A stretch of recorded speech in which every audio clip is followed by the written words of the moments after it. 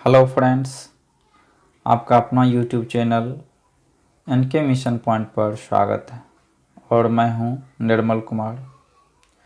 दोस्तों, इस वीडियो के माध्यम से मैं आपको कुछ छोटी छोटी गणितीय भाषा को समझाने का प्रयास करूंगा। ये छोटी छोटी शब्द की कमी के कारण कभी कभी आसान सवाल छूट जाया करते हैं। तो दोस्तों, देखते हम सबसे पहले परिमेय संख्या।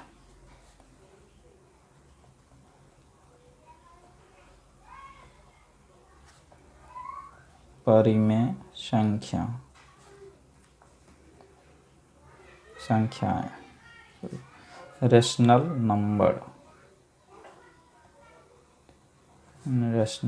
नंबर्स, ये क्या है इसको समझते हैं। तो भाषा अगर हम लिखें इसका तो हो जाएगा वे सभी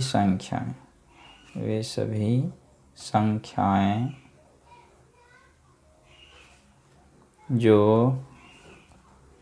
p/q के रूप में हो, जहाँ p और q पूर्णांक संख्याएं हो।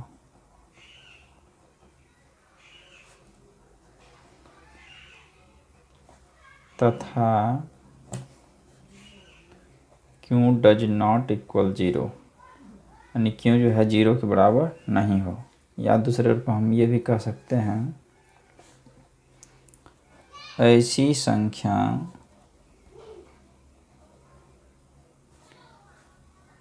जिसमें अंश और हर हो, लेकिन हर डज नॉट इक्वल 0 हो, यानी हर जो है 0 के बराबर नहीं हो, तथा अंश और हर पूर्णांक संख्या हो।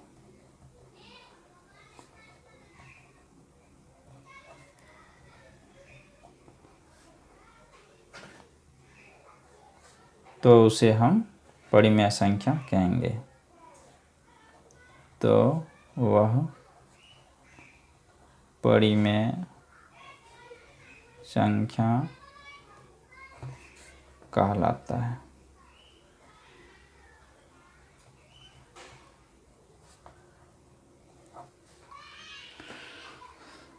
दोस्तों, p/q के फॉर्म का मतलब है अंश भी रहना चाहिए और हर भी रहना चाहिए, लेकिन q जो है 0 के बराबर नहीं होना चाहिए। हर कभी भी 0 नहीं होना चाहिए, तब वह परिमेय संख्या कहलाएगा। एग्जाम्पल यदि हम लिखें इसका, तो जैसे 2/3 -5/2 4 0 3/5 etc। ये सारी संख्या क्या है? परिमेय संख्या है। दोस्तों, यहाँ एक चीज़ ध्यान देने वाली बात है, ये तो आपको लग रहा है कि p/q के फॉर्म में है, लेकिन इस पर थोड़ा डॉट होता होगा, तो इस पर डॉट नहीं होना चाहिए, क्योंकि हर एक संख्या के नीचे में एक छिपा हुआ रहता है।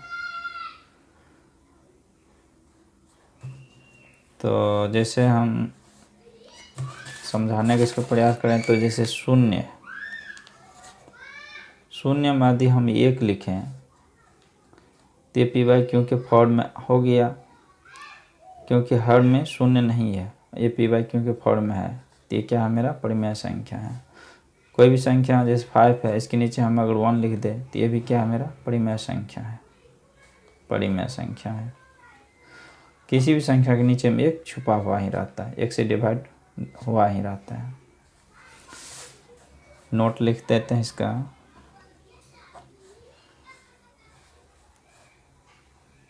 जीरो एक पूर्णांक होते हुए भी एक परिमेय संख्या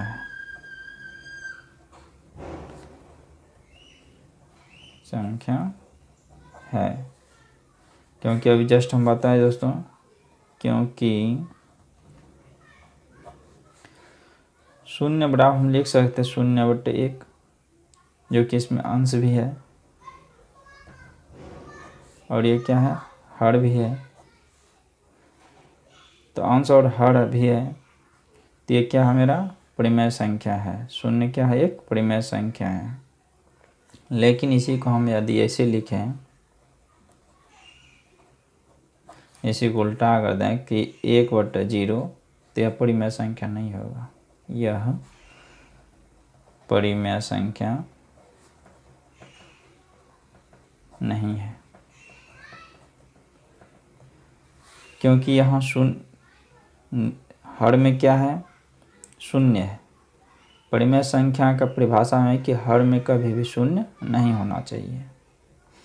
तो इसको हम समझ गए। यदि हम इसका मान लिखें तो 1/0 लिखें तो शून्य से किसी भी संख्या को अगर हम डिवाइड करें उसका मान अनंत हो जाता है, इन्फिनिटिव हो जाता है। तो इसीलिए ये परिमेय संख्या नहीं कहलाएगा। दोस्तों, इससे पहले हम जो वीडियो डाले उसमें हम प्राकृत संख्या, पूर्ण संख्या, पूर्णांक संख्या, संपूर्ण संख्या और भी कई सारी परिभाषा को बताए हैं। यदि आप उसे नहीं देखे हैं तो उसे प्लेलिस्ट में जाकर अवश्य देख लें, जिससे आगे समझने में आसान होगा। और लगातार जुड़े रहने के लिए NK मिशन पॉइंट को सब्सक्राइब कर लें दोस्तों, और बेल आइकन को बजा लें, जिससे आपको नोटिफिकेशन लगातार मिलता रहे। तो दोस्तों, बिना वक्त गंवाए हम आगे बताते हैं। परिमेय संख्या के कुछ रूप भी हैं। जैसे परिमेय संख्या के दशमलव रूप क्या है, इसको हम बताने का प्रयास करते हैं। ध्यान देंगे, परिमेय संख्याओं के दशमलव रूप।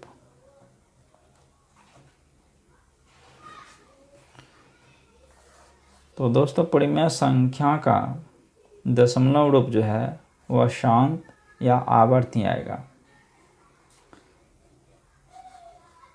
परिमेय संख्याएं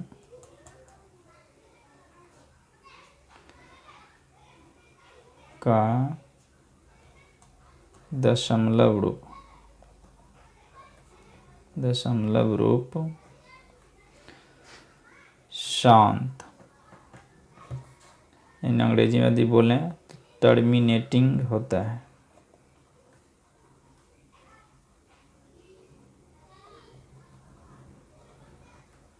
TERMINATING, टर्मिनेटिंग या आवर्त दशमलव होता है। इंग्लिश में इसको बोलेंगे रेकरिंग, RECURRING, रेकरिंग। नहीं तो परिमेय संख्या जो है इसका दशमलव रूप जब भी हम निकालेंगे तो या तो वो शांत होगा और आवर्त होगा।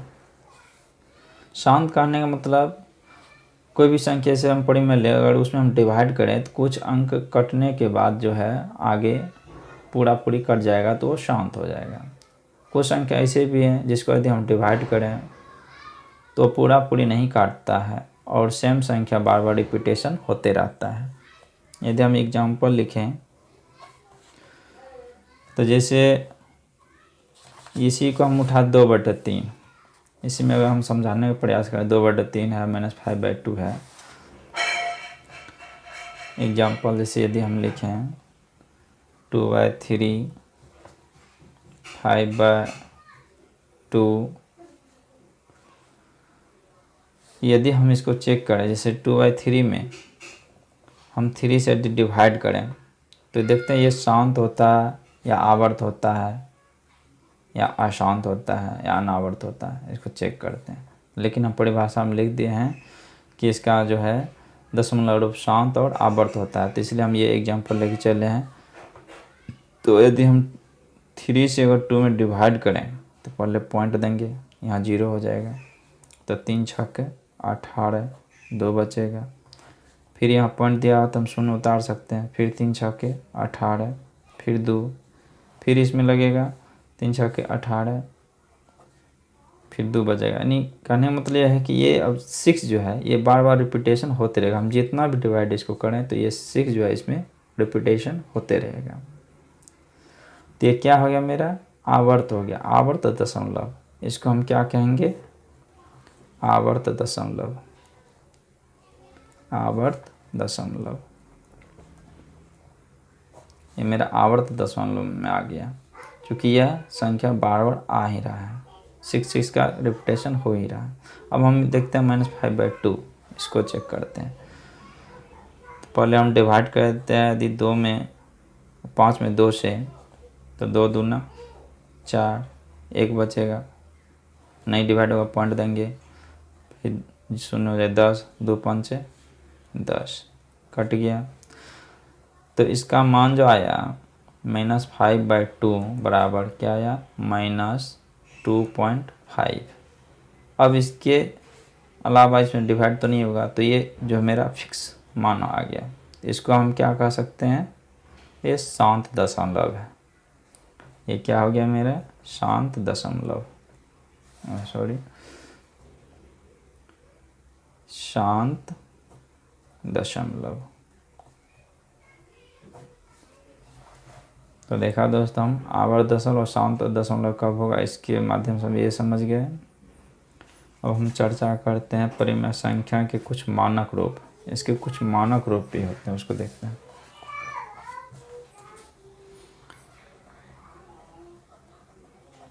परिमेय संख्याएं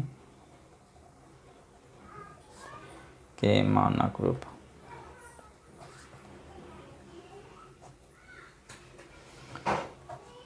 standard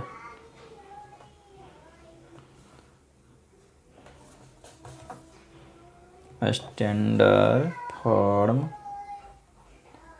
of a rational number, rational numbers,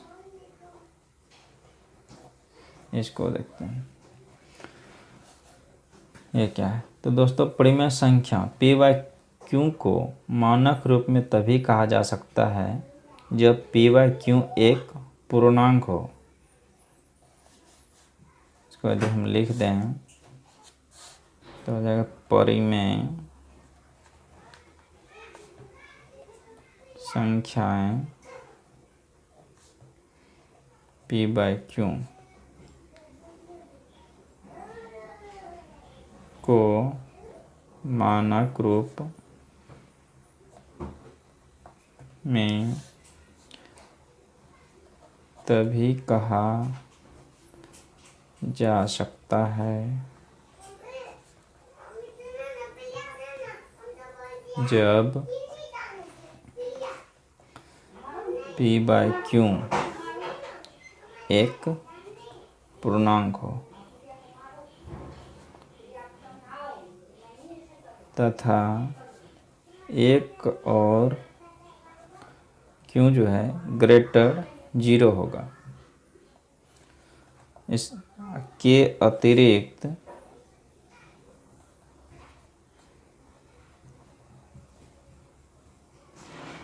अतिरिक्त भी दोनों के बीच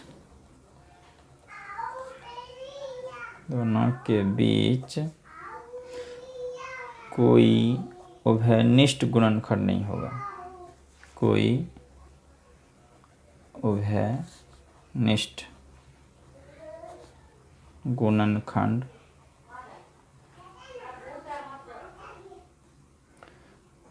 ना हो।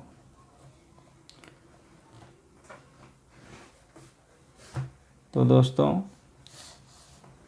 उभयनिष्ठ गुणनखंड नहीं होना चाहिए और पूर्णांक के फॉर्म में जब होगा तभी उसको हम परिमेय संख्या कहेंगे।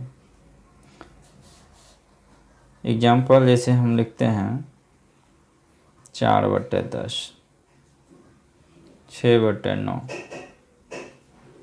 जैसे 20/40।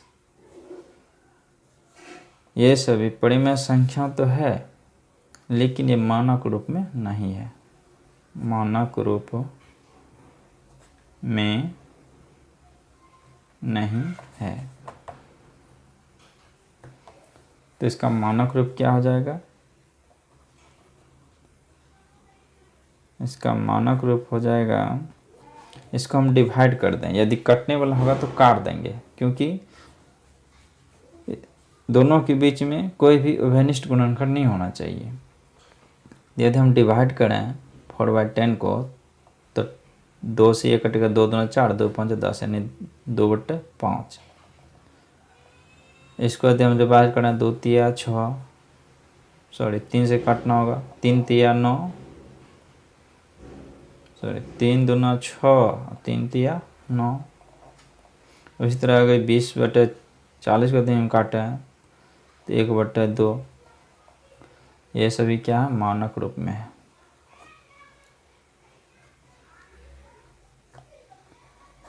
हम कह सकते हैं कि ऐसी संख्या जो कटे नहीं, शॉर्ट फॉर्म में आ जाए, तो मानक रूप में कहलाएगा।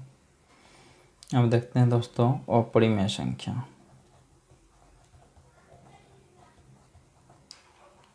अपरिमेय संख्याएं, इरेशनल नंबर, इरेशनल नंबर्स, ये क्या है इसको देखते हैं।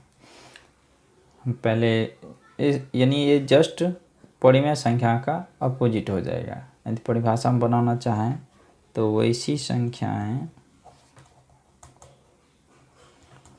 संख्याएं जो p/q के रूप में नहीं लिखी जाती है या परिमेय संख्या नहीं होती है,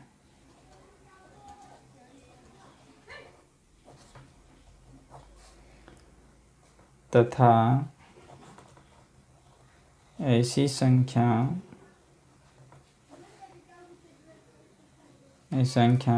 पूर्ण वर्ग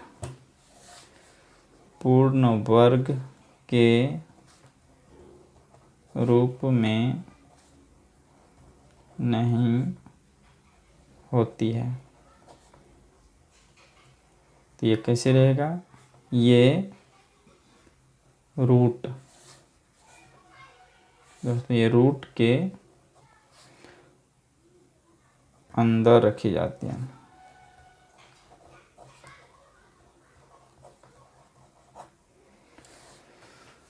तो दोस्तों अपरिमेय संख्या वैसी संख्या है जो p/q के रूप में नहीं लिखी जाती है या परिमेय संख्या नहीं होती है, तो संख्या मेरा अपरिमेय संख्या कहलाएगी। और ये पूर्ण वर्ग के रूप में भी नहीं रहेगा, ये रूट के अंदर लिखा जाएगा। जैसे पूर्ण वर्ग कहने का मतलब जैसे हम 4 लिखें तो ये क्या पूर्ण वर्ग है, ये क्या हो जाएगा? परिमेय संख्या के रूप में आ जाएगा। चूँकि 4 कुछ नहीं तो 1 है, ये p/q के फॉर्म में आ रहा है, तो ये मेरा क्या हो जाएगा? परिमेय संख्या हो जाएगा।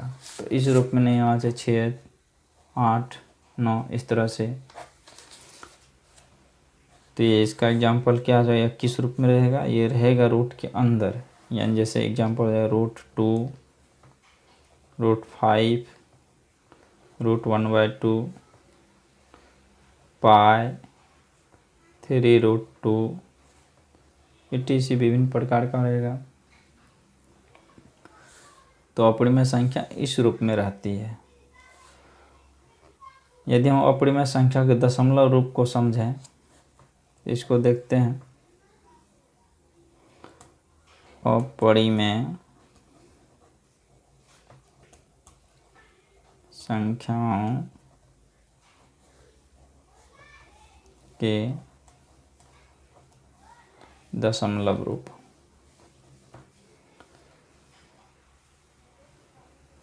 तो दोस्तों अपरिमेय संख्याओं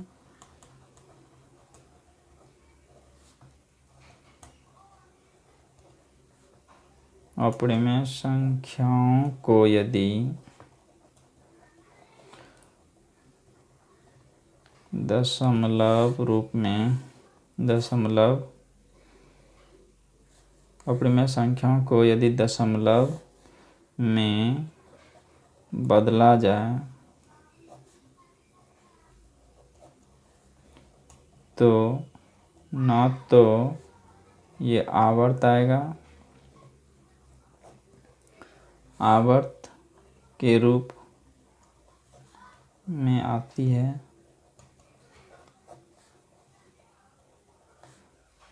और न ही इसका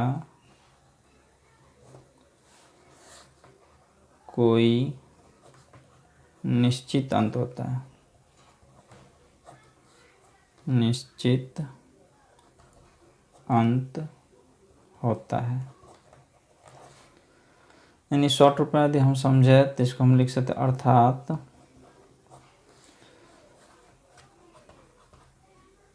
अपरिमेय शॉर्ट में संख्या अनावर्त जिसको बोलते हैं नॉन रेकरिंग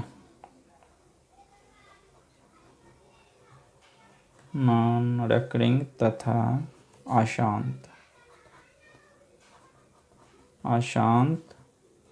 यानी नॉन टर्मिनेटिंग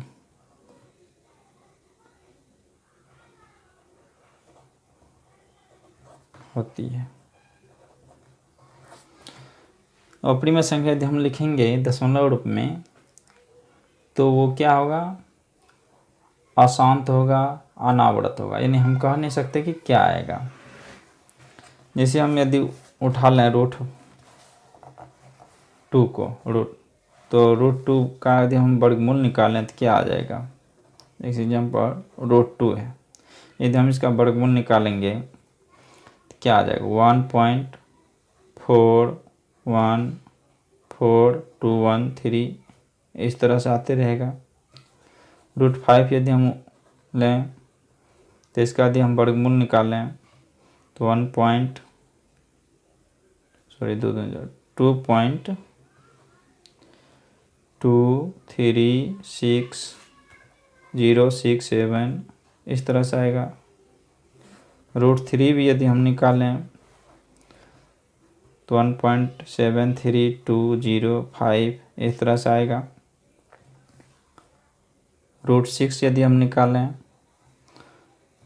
तो 2.4494 इस तरह से आएगा।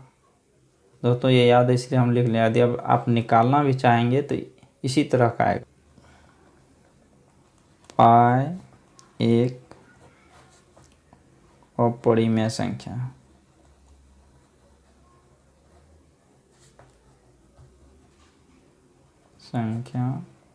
है, जबकि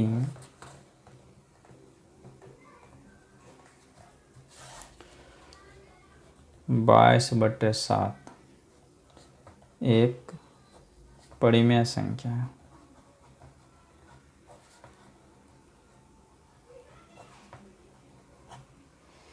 दोस्तों आपके मन में आता होगा, पहले तो सुन कि पाई जो है अपरिमेय संख्या है, जबकि 22/7 परिमेय संख्या है। दोनों पे गौर रखना। लेकिन कभी कभी मन में आता है पाई का मान ही तो होता है 22/7, तो ये परिमेय ये अपरिमेय कैसे हो गया।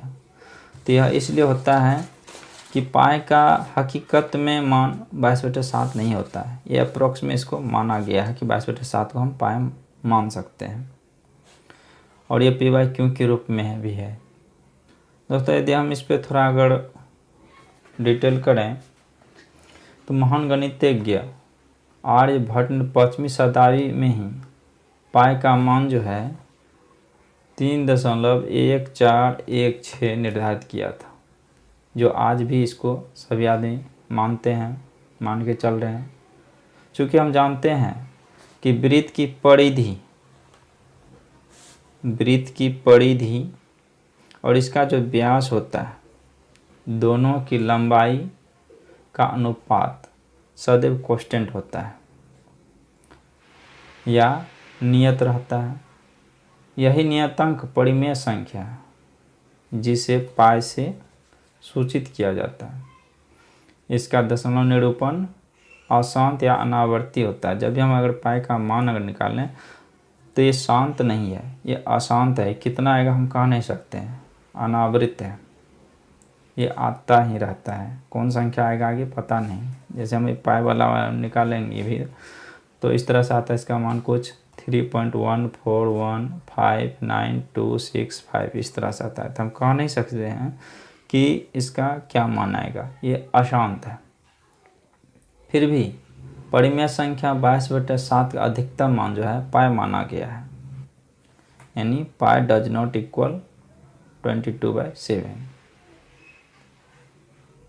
तो इसीलिए दोस्तों पाई जो है एक अपरिमेय संख्या है और 22/7 एक परिमेय संख्या है। इसको भी देख लेते, छोटी छोटी भाषा है। अंकित मान तथा स्थानीय मान।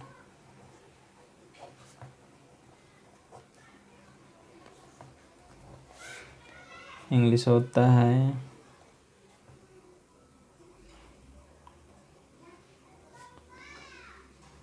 Sink value and place value.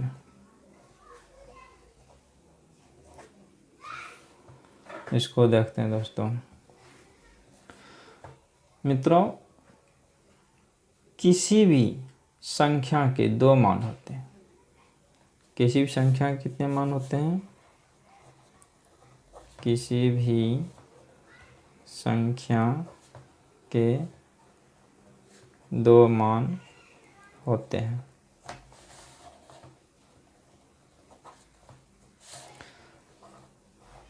जैसे पहला अंकित मान और दूसरा हो जाता है स्थानीय मान। स्थानीय मान, इसको हम एग्जाम्पल समझेंगे। अंकित मान यदि पूछेगा तो स्वयं जो संख्या के बारे में पूछेगा वही खुद संख्या होता है।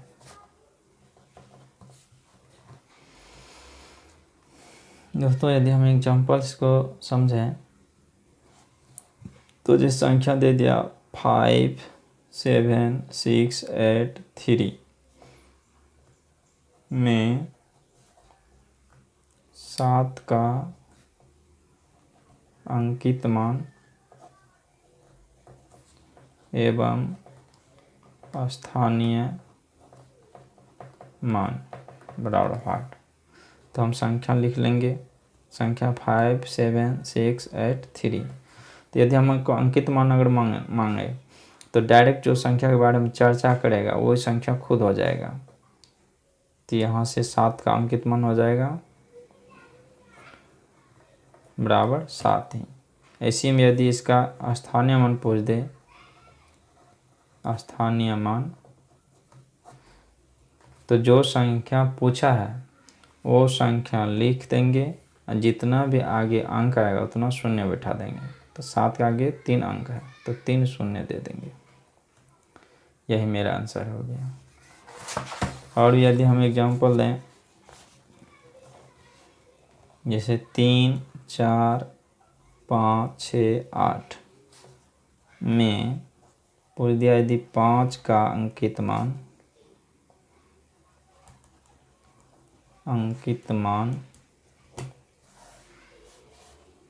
तथा स्थानीय मान क्या है, तो झट से हम बोल देंगे अंकित मान मांग रहा 5 का, तो 5 खुद हो जाएगा अंकित मान, स्वयं संख्या होती है। स्थानीय मान हो जाएगा स्थानीय मान बराबर जो संख्या के बारे में पूछा वो संख्या दे देंगे और उसके आगे जितना अंक है उतना शून्य दे देंगे। तो ये मेरा हो गया आंसर।